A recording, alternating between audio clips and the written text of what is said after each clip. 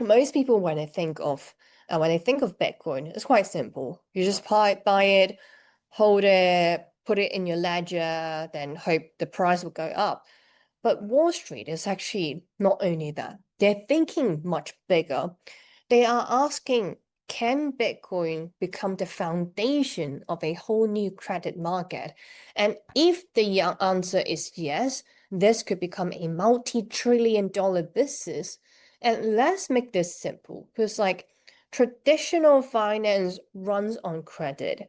Banks would lend money, companies would issue debt, investors earn yield. That global credit market is worth roughly $300 trillion. Yes, that's trillion with a T. Now imagine bringing Bitcoin into that world. That's what digital credit is. So using Bitcoin-backed companies to issue income products that investors can buy. So instead of Bitcoin just sitting there, it becomes part of a financial machine. And when it comes to the whole Bitcoin financial product, of course, the first thing we could pop up in the mind is STRC or Michael Saylor. So Michael's strategy helped kick this off, not just by buying Bitcoin, but by turning Bitcoin into a financial tool. And that's where STRC comes in. STLC is MicroStrategy preferred stock product. So think of it like an income product. Investor buy it, they receive yield.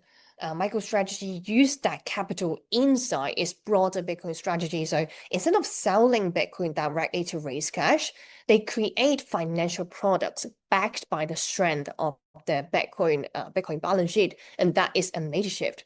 And this is also where things get interesting. Another company, so Strive, is now building a similar product called SATA. Take a symbol SATA. So if STLC is MicroStrategy digital credit product, then SATA is Strive's version. SATA currently offers a double-digit dividend yield.